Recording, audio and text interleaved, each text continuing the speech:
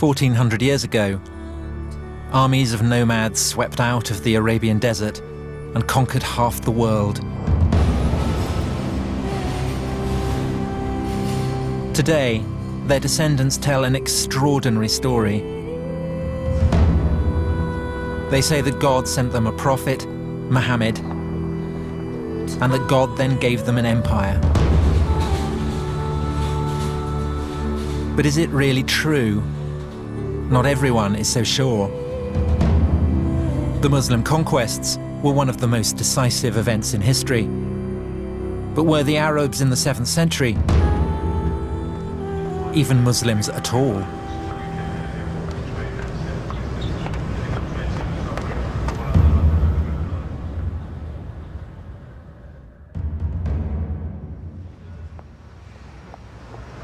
My name's Tom Holland. I'm a historian. I write about ancient empires, so Persian, Greek, Roman empires. And now I want to write about the most influential of all the ancient empires, the empire founded by the Arabs in the 7th century, the empire that gave us Islam. I thought that it would be a relatively simple matter. It's been said that Islam was born in the full light of history. But when I began on the project, I discovered that that wasn't actually the case at all. When it comes to Islam's beginnings, there is no full light of history, only a kind of darkness. And when you start looking, everything seems up for grabs.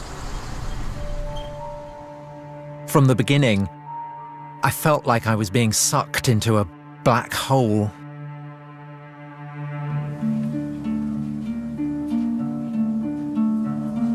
The problem of writing the history of the rise of Islam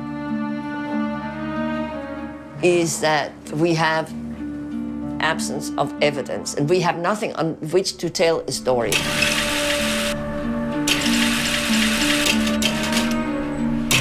I had expected Muslim testimony from the 7th century, but there's nothing there. I can't find anything.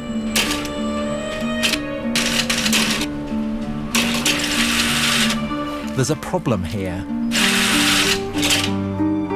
You're delving into the origins of Muslims' deepest beliefs, but where is the historical evidence? Sometimes the belief of the believer and the understanding of the scholar cannot be squared. It's a choice between doing history and not doing history. And so I do the history even though it may hurt people. You have to say things that believers don't say, things that sometimes shock believers, things that sometimes make them very angry. There's a sense of the detective story about it. Why do most of the clues seem to be missing? When the Romans conquered the Middle East, they left behind all kinds of evidence, histories, inscriptions, coins. But with the Muslim conquest, silence. What can we actually say about Muhammad? What do we really know about the origins of Islam? Where to begin? Well, maybe we should start at the beginning of the 7th century. It is 5 minutes to midnight, and the ancient world is about to change forever.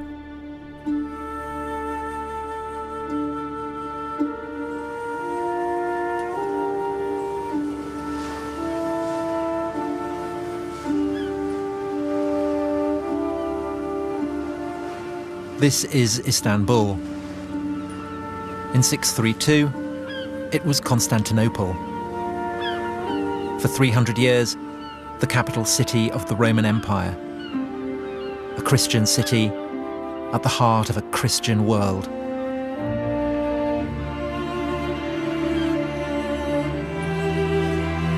A universal religion for a universal empire. That was the Roman recipe for power.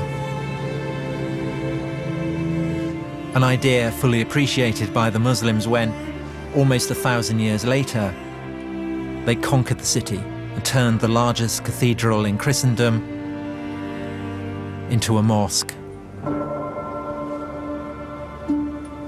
We know how and when the Romans became Christian because contemporaries tell us all about it.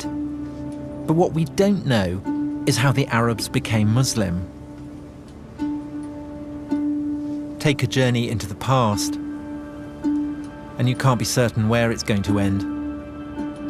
History is like a labyrinth. Once you're inside, who knows where it may lead?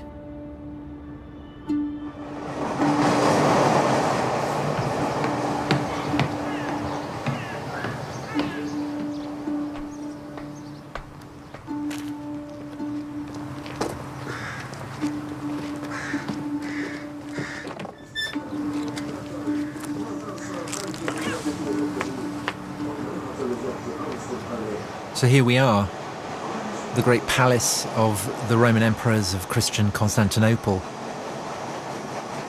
Odd to think that at the start of the 7th century, when Muhammad was still alive, this was pretty much the centre of the world. There's one awful poetry about the fact that all you've got here is splintered firewood. Because what this is something that's been smashed to smithereens, and what it preserves just the faintest trace of is what was at the time the hub of the greatest power on the face of the earth.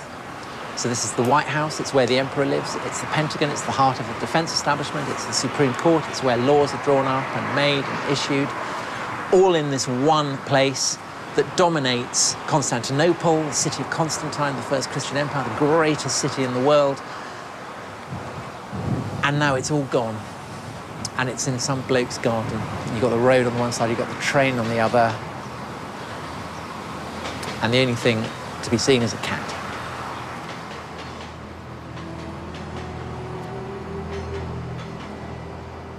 By 630, the Roman Empire had just overcome the worst crisis in its history. Its old enemies, the Persians, had overrun its fairest provinces. Persian troops had reached the very walls of Constantinople itself. Then, after 25 years of war, the Persians were defeated. The Roman Emperor was, once again, master of the universe. At such a moment, how could he have had any conceivable idea of the ruin that the heavens had in store for him?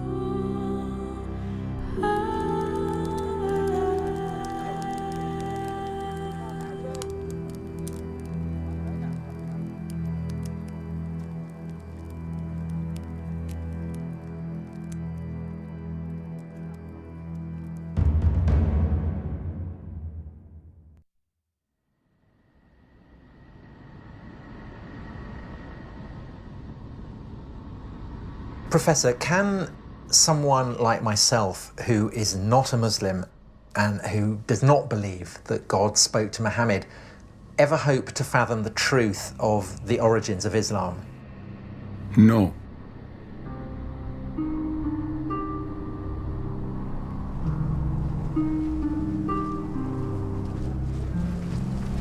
العرب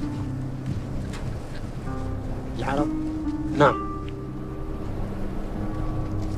الرسول عليه الصلاة والسلام كان عربيا. Bedouin, the face of the Arab conquest. The shock troops who, in the 7th century, swept out of Arabia and forged a colossal empire spanning half the world. And here in the desert, no one doubts that the conquerors were indeed Muslim. تركوا كل الدنيا، ما فكروا في التجارة، ما فكروا في الحياة، ما فكروا في أبناء. فكانوا يفكروا أني أقتتل أو أن أموت في نص الطريق أو أموت ضيعة أو جوعا أو شيء. لا كانوا يفكروا في هذا، لا في نجاح الإسلام. Everything was for Islam. That's what they say today. The victories, the conquest, the empire. But how do we know Islam even existed back then? ثبت الدين وثبت كل شيء والحمد لله احنا ماشيين على سنة عشر على سنة الرسول. المسلمين هذه كلها من ذرية. يعني هذه احنا من ذرية الناس والله.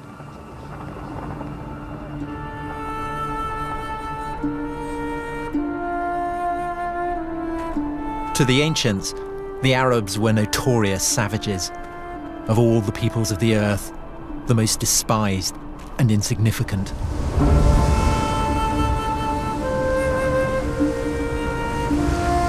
Yet after 10 years, in the first half of the 7th century, they deprived the Roman Empire of her richest provinces, crushed the Persian Empire, and taken possession of most of the Middle East. A staggering achievement. For most Muslims, a miracle. Only God could have made it happen. Bedouin Arabs, they're at the margin of history during the Roman Empire. That through such a people, the whole of North Africa and Spain should be transformed in just a few decades, and a whole new civilization created within a century from China to France.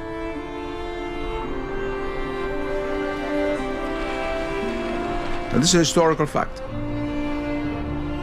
And it all began, the story goes, when a merchant named Muhammad in a mountain cave heard something as terrifying as it was awesome, the voice of an angel. O Muhammad, thou art the apostle of God.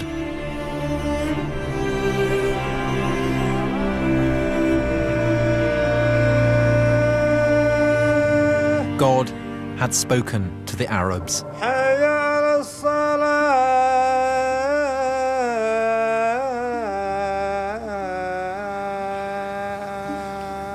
Allahu Akbar.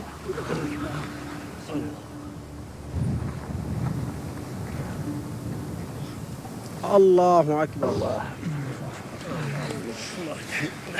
The message was as clear as it was elemental. Allahu Akbar. There is only one God. Muhammad is the prophet of God. Sami Allah. Islam is submission to God. And it was this message that gave them an empire. Or was it? Allahu Akbar. No one doubts the conquests really took place. But the question is, was it because of Islam? If you were a Christian or a Jew or follow of another religion for whom a similar reality exists, it'd be easier to make a jump. There's a very famous Arabic proverb which says, not being able to know something is no proof that it doesn't exist. But making that jump, taking a leap of faith, isn't as easy as it sounds.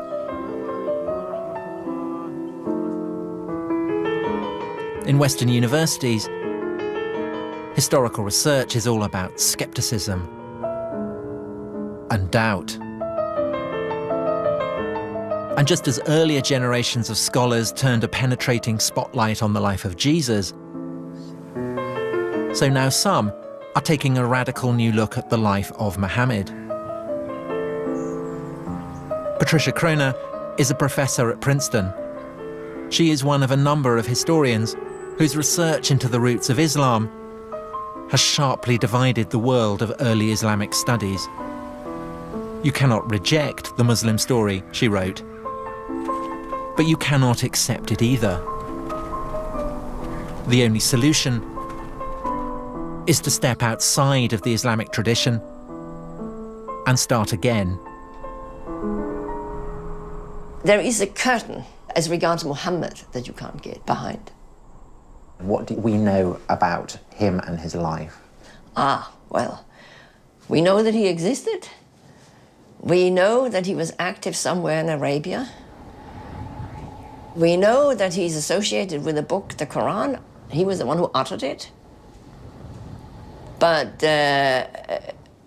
it doesn't get us to what actually happened, which is what, of course, a historian would like to reconstruct.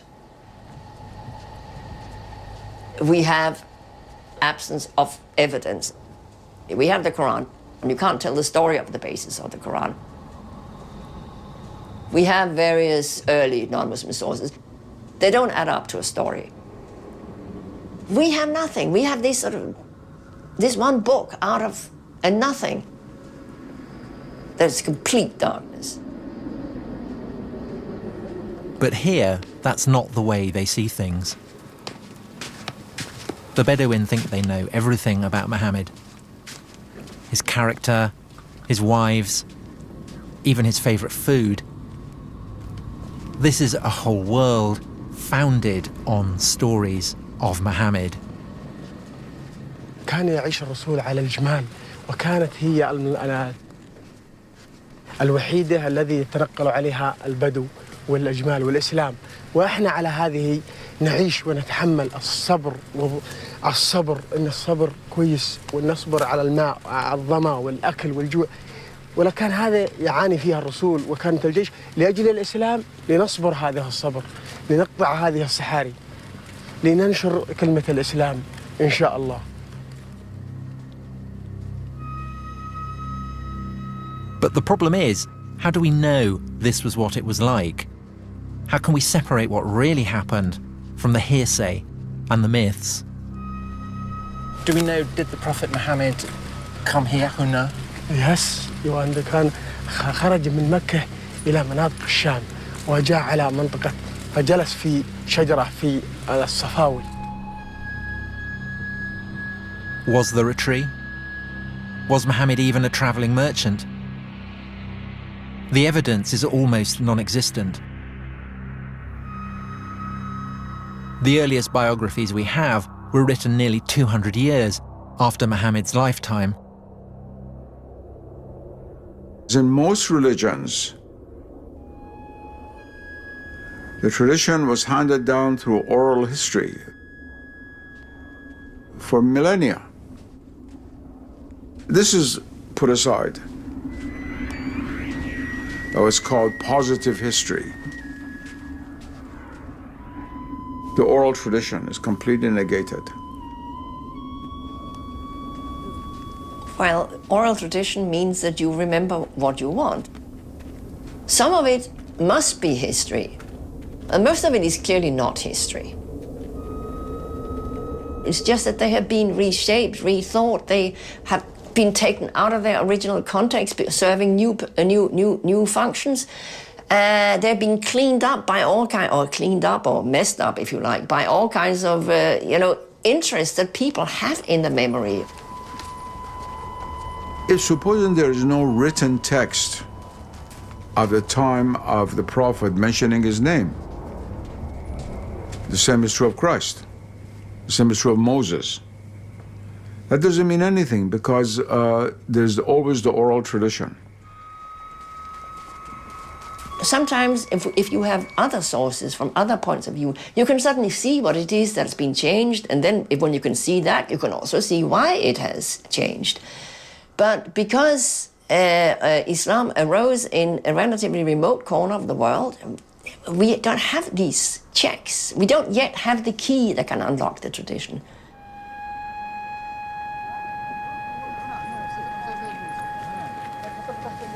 I came here to get close to the tradition. And when you're here, you can feel its weight. It's in the air. It's palpable.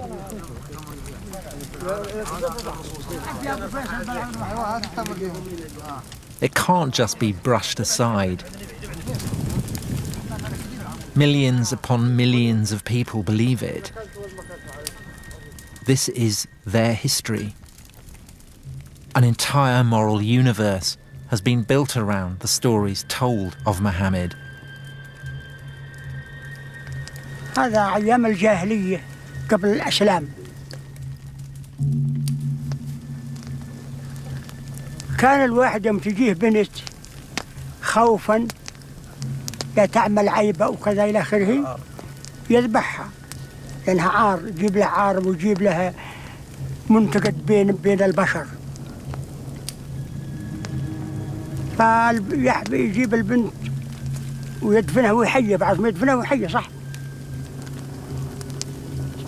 عمر بن الخطاب له بنت وجابها وده يدفنها، حفر لها وده يدفنها، جاء الرمل على شاربة من هون، جابت بيدها قامت تقول بالرمل كي مشي عن وشي، حفر لها ودملها. جاء سيدنا محمد صلى الله عليه وسلم أوقف كل الأعمال هذه.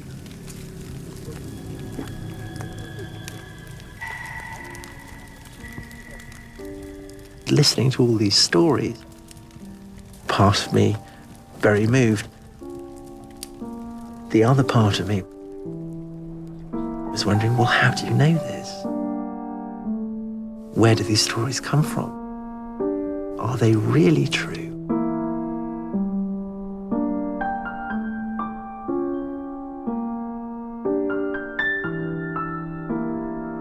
Gradually in the West, for the intellectual elite, the sense of the sacred was lost. Tribal person in Africa or in the Amazon has a natural sense of the sacred, whereas a graduate student at Oxford probably doesn't.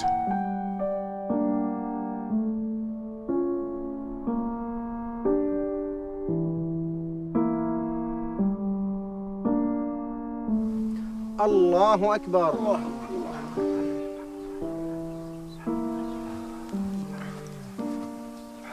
سمع الله من حمده. ربنا لك الحمد.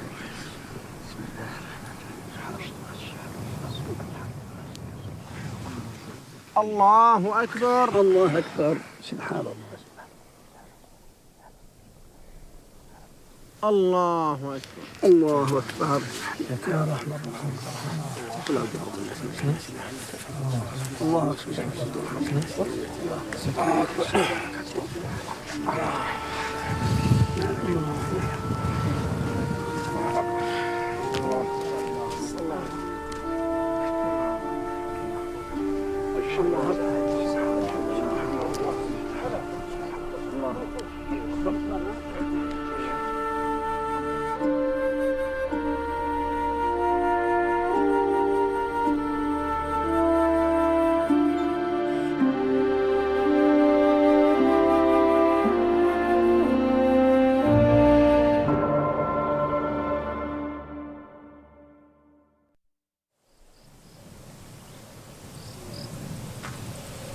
In some places, you have to be careful where you tread. Muslims believe that from the very beginning, the great Arab conquests were all about Islam. But in the 7th century, you can barely find a new religion called Islam anywhere in the historical record. And that's why I've come here. This is Jerusalem. They've been building walls here for a long time.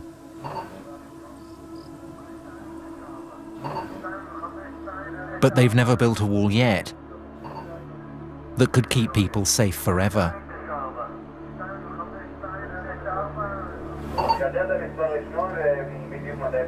Historically, the capital city of God has always been one of the world's most conquerable places.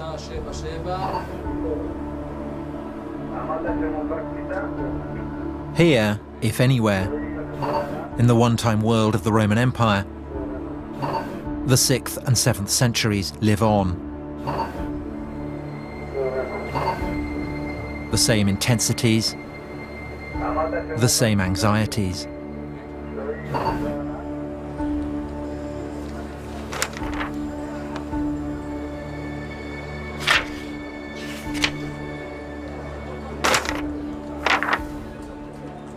For thousands of years, Jerusalem had been shaped and mapped by the religions of its rulers.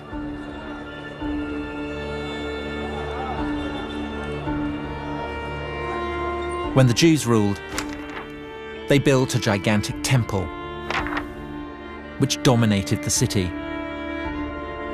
Later, when the Roman Empire became Christian, Jerusalem was transformed into the world centre of Christian pilgrimage. Look at the street plan now, and you saw a map of a Christian world. The Jews were gone, airbrushed out of the picture. The Romans constructed a new Holy of Holies, the Holy Sepulchre, a vast cathedral raised over the traditionally accepted site of Jesus' crucifixion.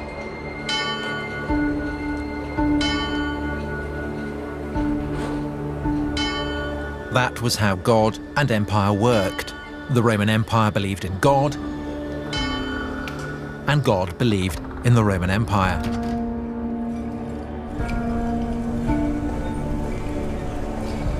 But then, in the year 636, God changed his mind. Arab marauders appear outside the walls. Sophronius, the city's bishop, writes that it is too dangerous to leave. The Arabs were closing in, and there was nothing people of Christian Jerusalem could do about it except to stay where they were, look out from their walls, and await the arrival of the Arabs.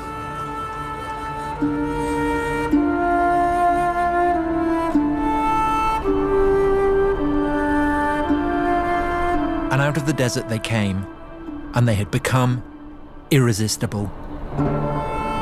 In 636, they beat a Roman army at Yarmouk. Soon after, they beat a Persian army at Qadisiyah. Both empires too weak after their own long wars to resist the Arabs.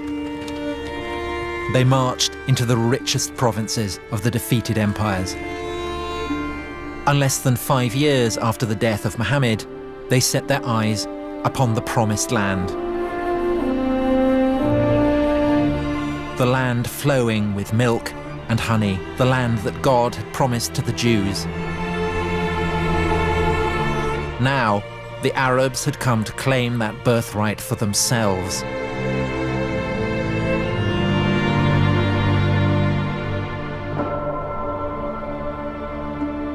The children of Israel had made it a Jewish land. The Romans had made it a Christian, holy land. If the Arabs did arrive with a new religion, then we should be able to find its imprint here.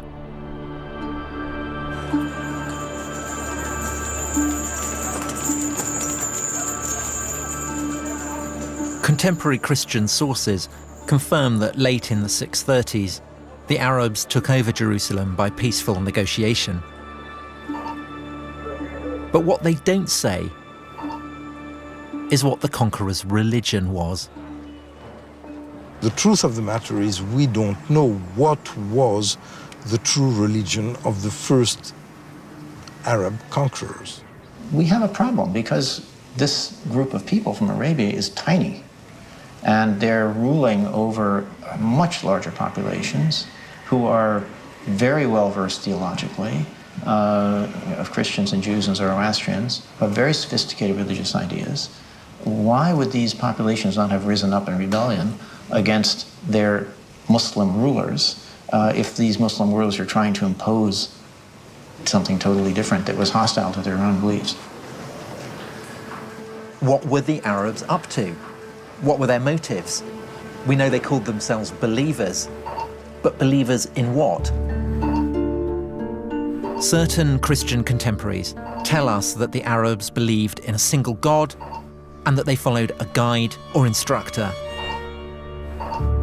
But in general, their understanding of what the Arabs believed was deeply confused. Was it a form of Judaism or some kind of Christianity? Or did they have a whole new religion of their own? for the Jews as well as for the Christians. These are people coming from the desert. They don't know who these people are. They don't really know what they believe. They hear things. But perhaps there was a clue. At first, the new Arab rulers seemed closer to the Jews. They weren't interested in the Christian holy places. Instead, they began praying on the ruins of the old Jewish temple. All this only added to the Christians' sense of paranoia. Behind the invasion of the Arabs, they began to suspect a Jewish conspiracy. The moment the Arabs took over Jerusalem, they headed straight up here to what then as now is a broad, open, man-made esplanade. The holiest place to Jews anywhere in the world. So the fact that the Arab conquerors came up here and started building a prayer hall on such a sensitive spot inevitably served to raise quite a few eyebrows. The Jews hope that these Arabs from the desert come as liberators. They permitted the Jews to come back to the Temple Mount and pray there. And the Jews started believing that maybe there is something messianic in these people, and maybe their leader is the Messiah who will permit them to rebuild the temple. Christian theologians who speak about the Arab conquerors find it very hard to understand that they are dealing with a new religion. Who are they? One thing is absolutely clear. Nobody had any notion that the Arabs were doing what they were doing in the name of a freshly minted and coherent new religion, still less that what they were doing was in the name of something called Islam.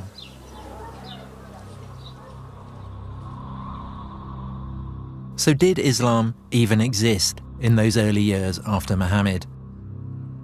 In Jerusalem, 30 years after the conquest, it was business as usual. There were Christian pilgrims in the streets.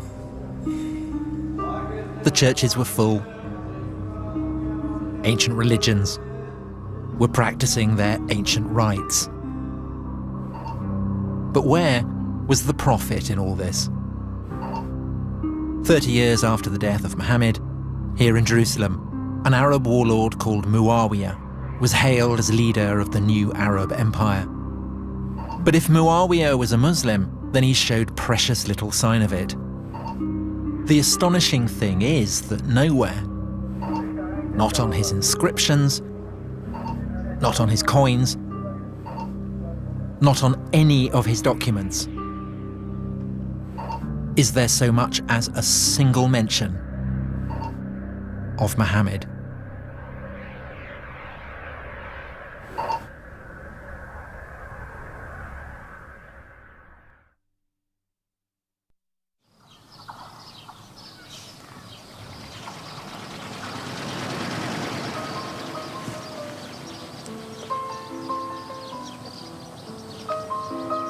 I've been trying to trace the origins of Islam. But it's a bigger mystery than I'd ever imagined. This is the Holy Book of Islam, and it's the earliest source for Islam that we have. Find out where the Quran was composed, and you find out where Muhammad was operating, and then you get a picture of where Islam might have begun. In the Quran, it tells Muhammad to follow the path trod by Abraham. Maybe that's the place to start looking.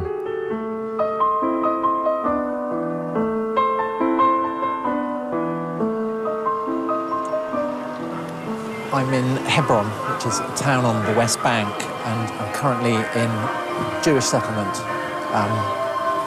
But Hebron is also very much a Palestinian city, and so the atmosphere is probably as tense as it is anywhere between Israelis and Palestinians. There are Israeli soldiers here with very large guns. And what they're guarding is this, the burial place of Abraham.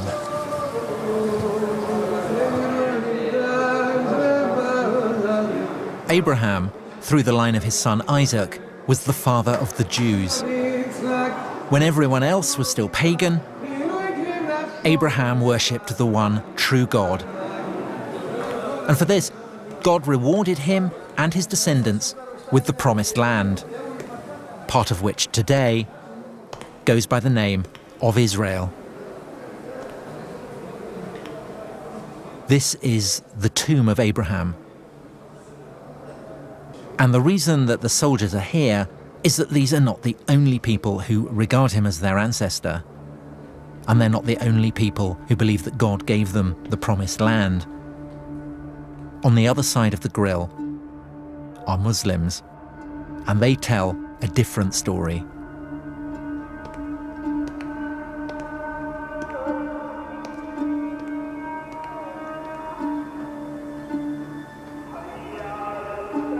This is the Muslim side, and the reason they revere Abraham is because, as well as Isaac, he had another son, Ishmael, the father of the Arabs.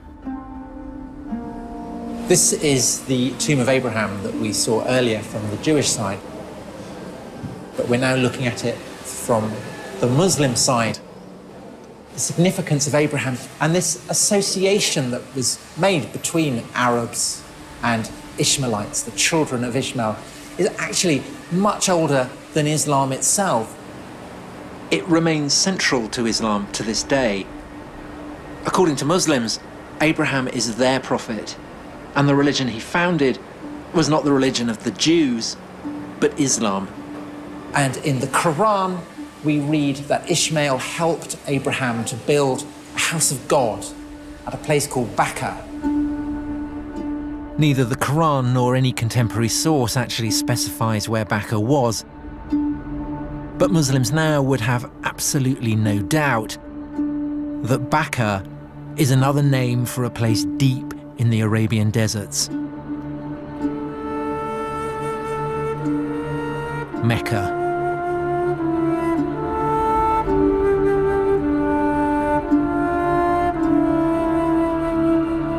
The holiest city in Islam,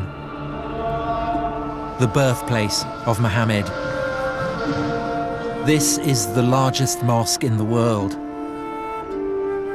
At its center, the Kaaba, the house of God, first built by Abraham and his son Ishmael, on foundations laid by the first man, Adam.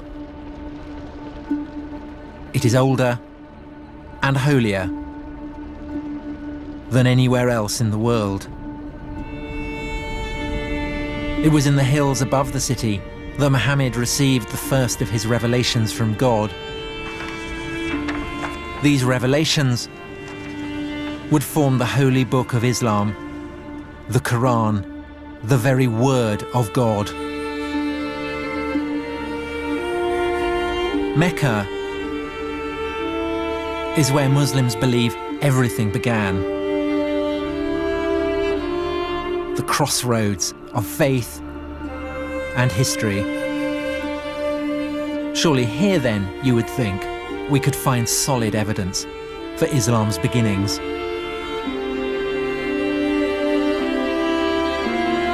But there is a problem. Aside from a single ambiguous mention in the Quran itself, there is no mention of Mecca, not one, in any datable text for over 100 years after Muhammad's death.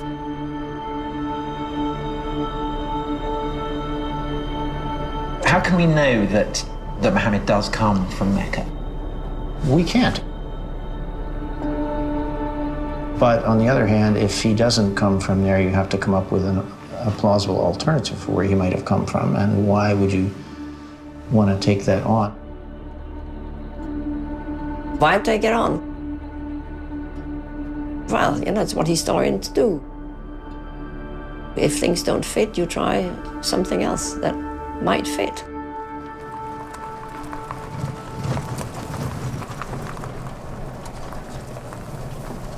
Here we go. So this is it? Yeah, here we are. In the Quran, the faithful are instructed to pray in the direction of a holy sanctuary. But what it doesn't ever say is that this sanctuary stood at Mecca. And to some archaeologists, a few early mosques suggest something different. We're talking about one of the earliest examples we have of a mosque. And you date it 100 years after Muhammad? Somewhere within 100 years or so. Because here, as we go into it, you can see... This is it? This is it, yeah. This is the mosque? This is the mosque. And what you can see here, we have an apse which is not facing Mecca, it's not facing the south, it's actually facing towards the east, towards the sun rising. This is an example of the time before the direction had actually been preferred towards Mecca. So the implication of that is that at this early stage of Islam, the focus of prayer has not yet been absolutely fixed. The direction of prayer had not been well established yet. And so it's a bit like the concrete hasn't yet set. It's there, you can still play with it, you can still fiddle around with it, you can experiment with it. Very much so. Mm-hmm. Yeah. Wow. Not a decisive clue, perhaps. But it is suggestive that even though there are no Muslim sources, there are reports from Christian writers of the time that the Arab conquerors bowed their heads in prayer not in the direction of Mecca, but in a quite different direction, somewhere further north.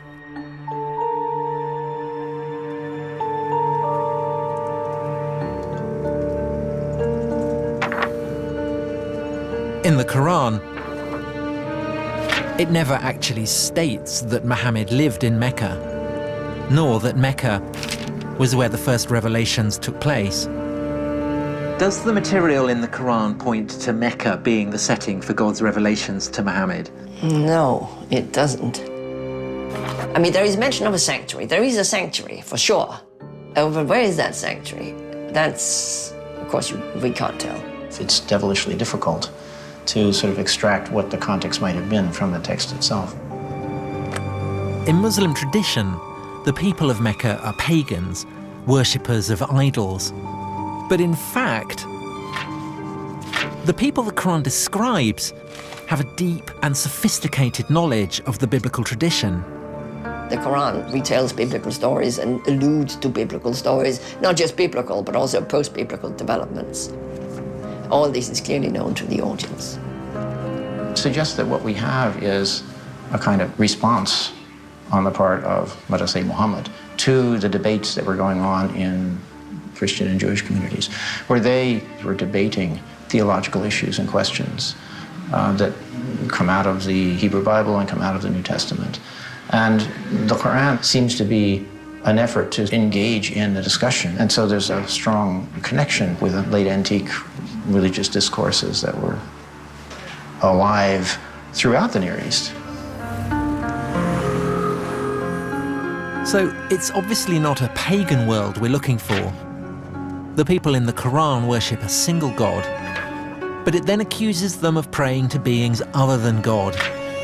And there's something else. The people the Prophet addresses in the Quran are farmers, agriculturalists, but there was no agriculture in Mecca. Mecca does not have an agrarian base. In Mecca, it seems to have been quite an arid valley. If Mecca is this barren, infertile place, how is it that in the Quran, the opponents of the Prophet are described as keeping cattle and growing olives and vines? Good question. This is one of the reasons why some scholars feel that the text of the Quran is really plugged into, say, Syria. Because that's where vines and olives grow, you would find much those further in north. Geographical Syria, right? You don't find olive trees in Mecca. So if Mecca wasn't the starting point of Islam, what was?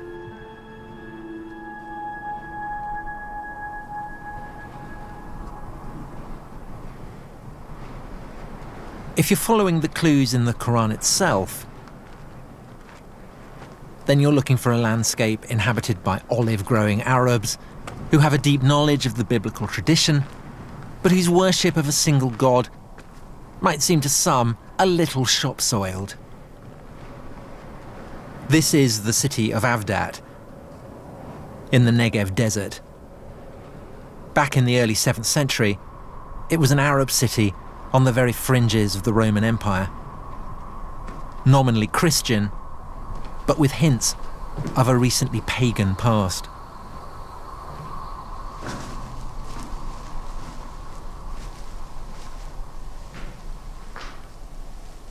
There can be no doubt that this is a Christian place of worship. There are 2 crosses on the ceiling, but there's also something very interesting in the corner, which is a bull complete with horns, and the bull is an image that very probably is drawn from much older native Arab pagan traditions.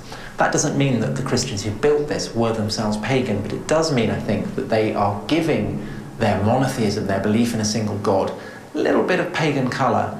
And that essentially is the crime that Muhammad in the Quran seems to be accusing his opponents of. But Avdat had more than the right religious complexion.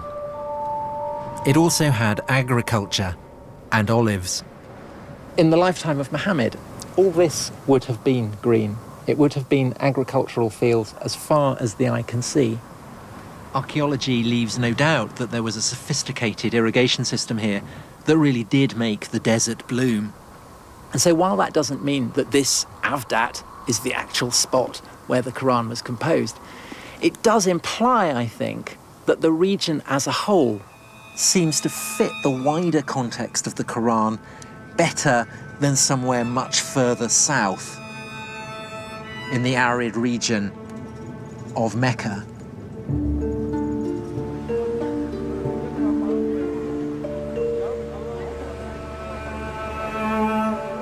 When you read through and through the Quran, what's really striking as compared, say, to the Bible, which is full of allusions to recognizable landscapes that we know, in the Quran, it's an effort to find an allusion to any landscape or natural setting that we could actually pin down.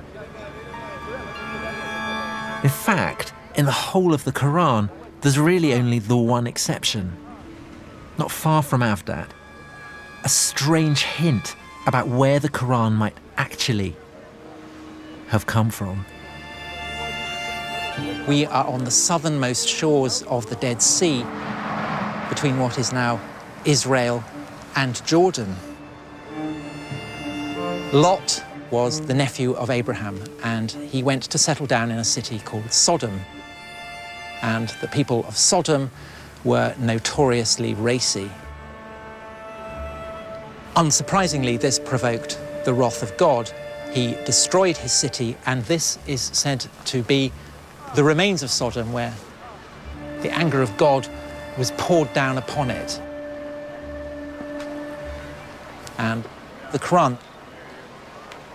So also was Lot among those sent by us. Behold, we delivered him and his adherents, all except an old woman who was among those who lagged behind. Then we destroyed the rest. Truly, you pass by their sights by day and by night. But if the people being addressed by the prophet are passing this place by day and by night, then what's it doing here?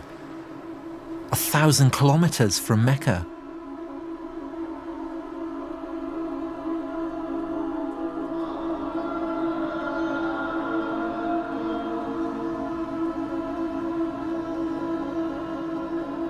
In terms of someone who is looking for clues, you are very much in the situation of someone who is panning for gold. And I think that this passage is just one little fleck.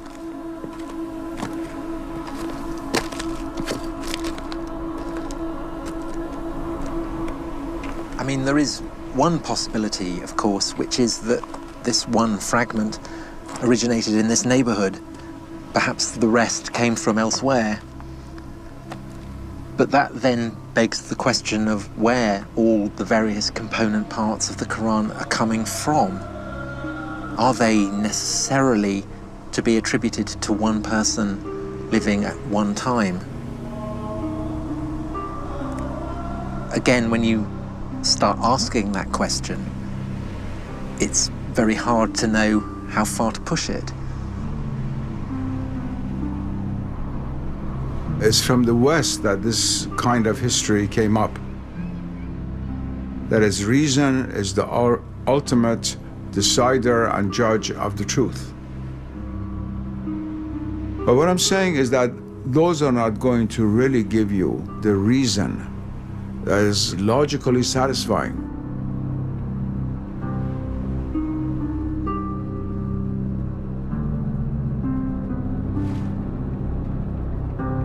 Where do you think the likeliest place of its origin? Well, that I don't know. That I don't know. I don't think I should speculate on that. Okay, all right. Okay. My greatest fear is that I'm completely wrong. I do sometimes wake up in the middle of the night and think I've got it completely wrong. Once the world is reduced to a mechanical world, then all other levels of reality lose their status as being real. And they're relegated to the realm of so-called superstition. And what is not seen is considered not to exist.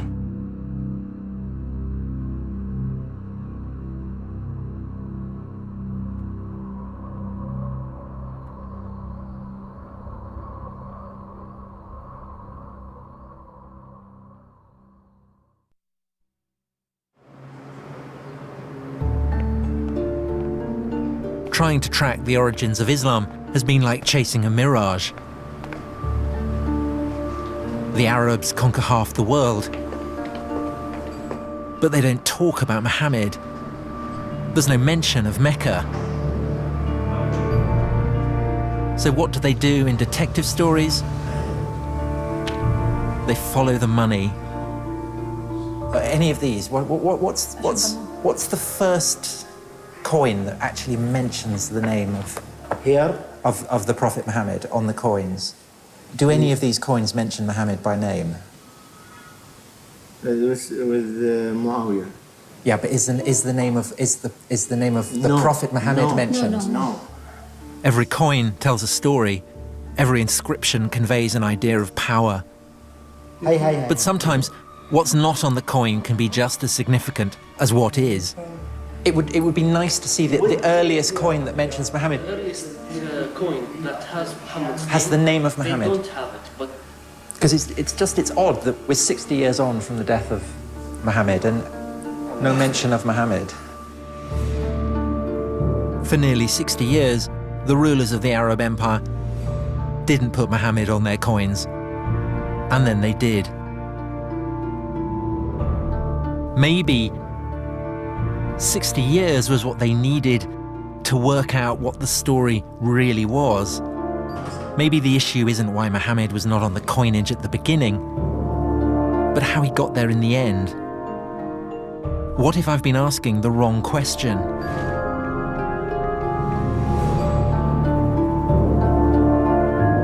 What if it wasn't Islam that gave birth to the Arab Empire, but the Arab Empire that gave birth to Islam?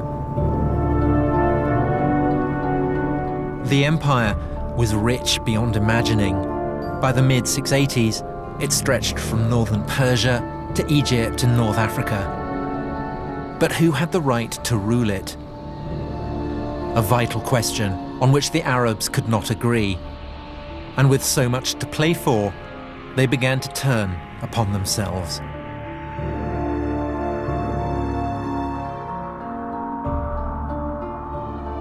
It's 680, 50 years on from the death of Muhammad.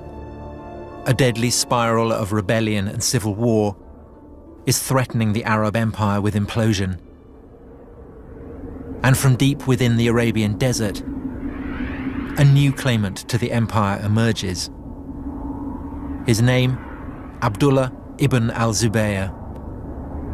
And Ibn al-Zubayr is going to change the game. What I've got here is the coin that I was looking for in the Coin Museum, and it's stamped quite literally with the genius of Ibn al-Zubayr. It was struck in 685, 686, so that's more than half a century after the death of Muhammad. And it bears a novel and fateful slogan: in the name of God, Muhammad is the prophet of God. And so here, at last, emerging from out of the black hole, we get a mention of a Muhammad who is a prophet. And this is the first time we have it on any inscription, any surviving document.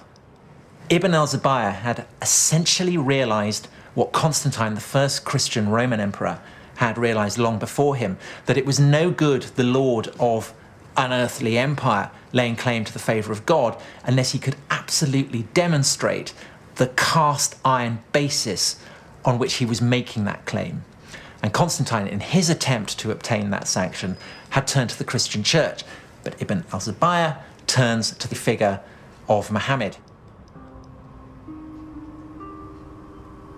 Now, as it happens, Ibn al-Zubayr loses the civil war. He is defeated by a rival warlord who lays claim to the empire of the Arabs.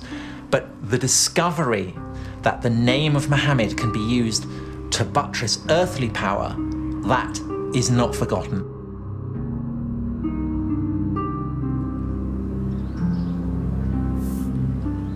The Civil War had been a very close-run thing. And the victorious warlord, Abd al-Malik, had no intention of ever again allowing Muhammad's legacy to fall into the hands of a dangerous rival. The Romans had known all about religion and power. When they had become Christian, they had redrawn the map of Jerusalem. Now, Abd al-Malik set about fashioning a holy city of his own.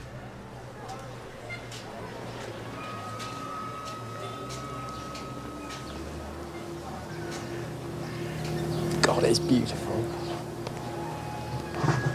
The Dome of the Rock. It's the oldest Islamic building in existence. In design, it was Roman. And Abd al-Malik was doing something else that was Roman, plugging his dominion into the power of God. On the walls, there is an unequivocal mission statement. Religion, in the eyes of God, is Islam. There are mentions of Muhammad, quotations from the Quran. At last, something that we can recognize unmistakably as a new religion. There's a sense here of something new coming into being. There's the sense of the old, the Roman-style pillars and the mosaics. And yet, this is clearly not Roman, this is clearly not Christian. This is the beginning of something very, very potent, a harbinger of a spectacular future. It was built on the very site of the old Jewish temple. Down here, the foundation stone of the world, the very junction of heaven and earth.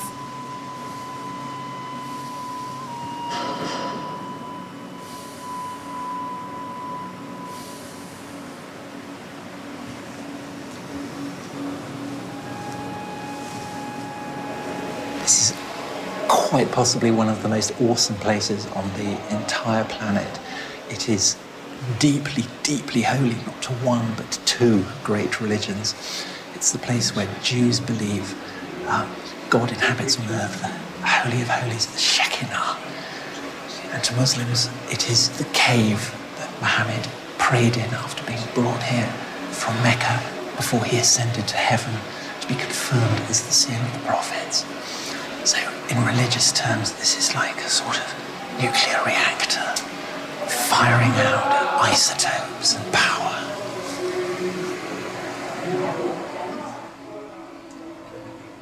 is certainly a very grand statement that we Muslims have superseded you Jews.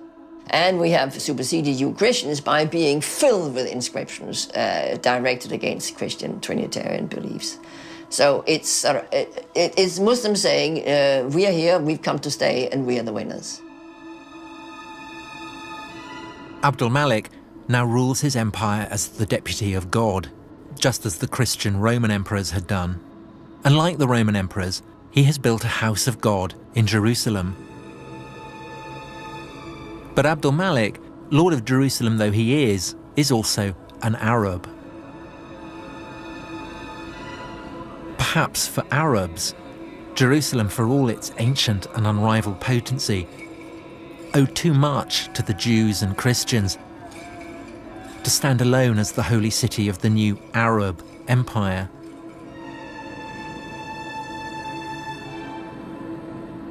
A poet at Abdul Malik's court describes him as the lord of two houses sacred to God, one in Jerusalem and one, well, he doesn't say where it is.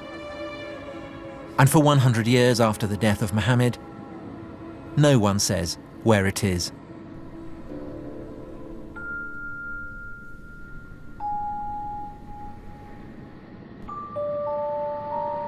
All sources go on calling it a place in the desert. It's a sanctuary in the desert, without giving it a name.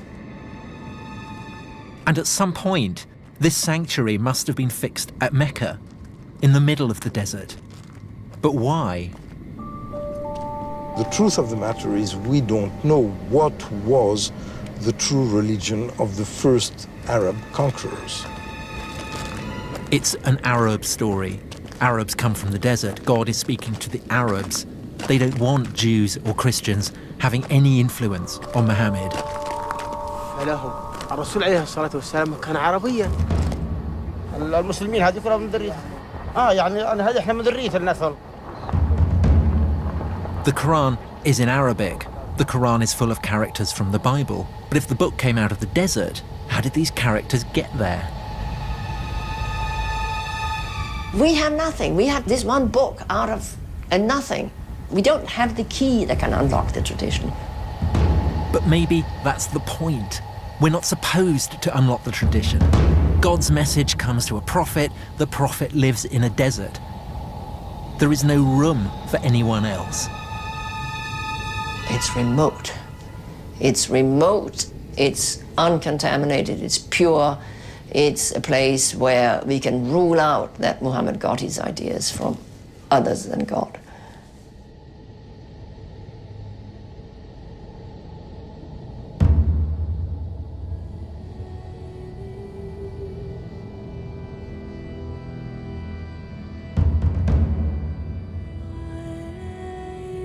It's interesting that this rationalistic history is very weak in being able to provide causes for certain effects. Not being able to know something is no proof that it doesn't exist. You begin by looking in the record, and all you find is emptiness. And you end up in the desert, and all you see is emptiness. But perhaps the emptiness is the answer. Maybe Mecca gave Islam what it most needed. A blank sheet where Muslims could put their prophet beyond the reach of history.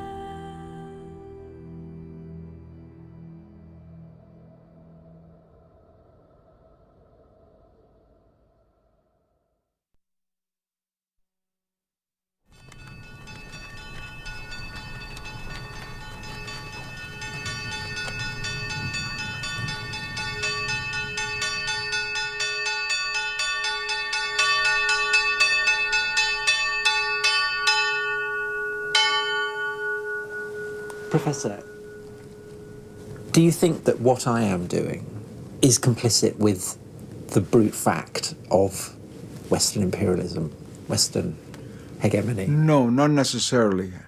As long as you remain aware of what you're doing.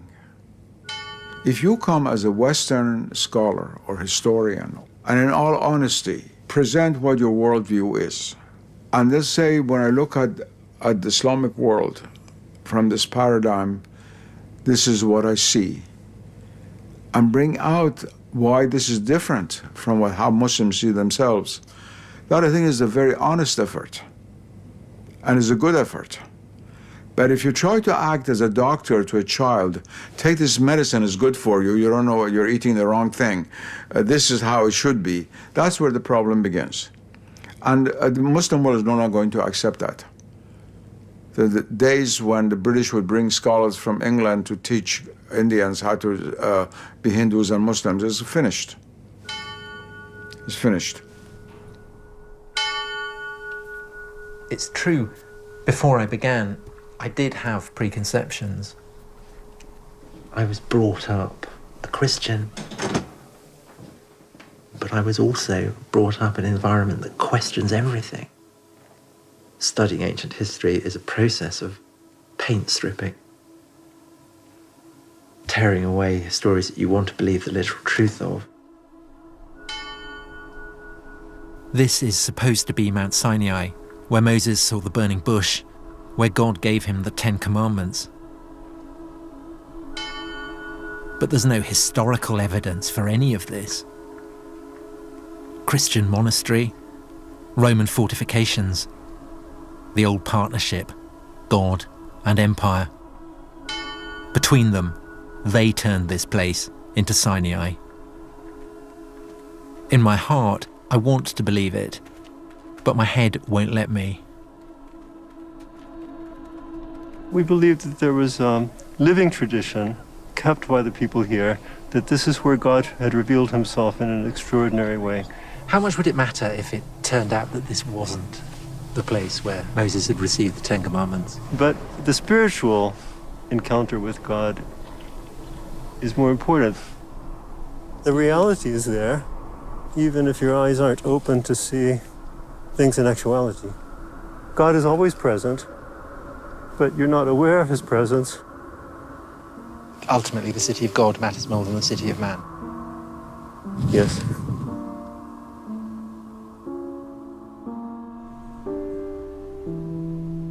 But as a historian, I have to presume that the city of God was built by man as well.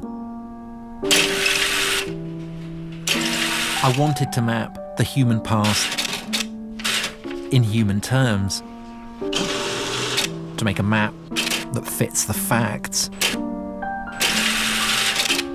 But I travelled to places where the maps revealed a heavenly plan, sacred lands,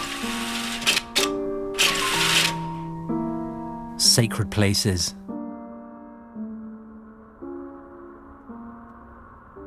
A world where you don't have to believe in God to feel the power of God.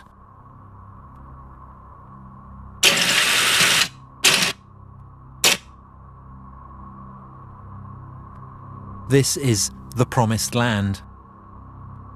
Some call it Israel, some call it Palestine. A land where Muslims, Christians, and Jews still fight over the story of a promise made by God to Abraham thousands of years ago. Was there really a promise? It's not for the historian to say. But the world believers make in the name of God, that is what history is about. Even today, more people die for visions of heaven than they ever do for historical facts. Stories that never happened can be infinitely more powerful than stories that did.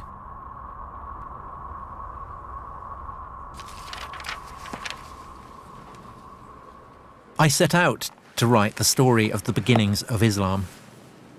If you're a Muslim, then there's no problem. Everything is explained by God. But I'm not a Muslim. And I don't think that civilizations appear like lightning from a clear blue sky. What I think now is that Islam emerged from a whole range of circumstances. From the religions and the empires and the convulsions of the world that witnessed its birth. And yes, of course, it is still the case. The black hole that surrounds Islam's beginnings doesn't give up its secrets easily. But maybe we are getting somewhere. The search for the historical Muhammad, for the origins of the Quran, for the whereabouts of the first sanctuary, for the way Islam evolved out of the Arab Empire.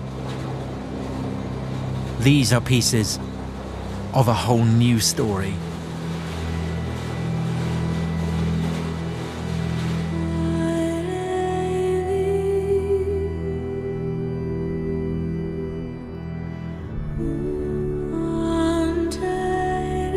Tomorrow night, the wait is over. The Paralympic Games opening ceremony kicks off at 8. It's shrouded in secrecy, but I can tell you in all probability it won't feature Timothy Spall in a hat like the other one. Next tonight, 2 houses and 5 garages were full of stuff 6 months down the line. How's the big clean out coming along? Catch up with the obsessive compulsive hoarder.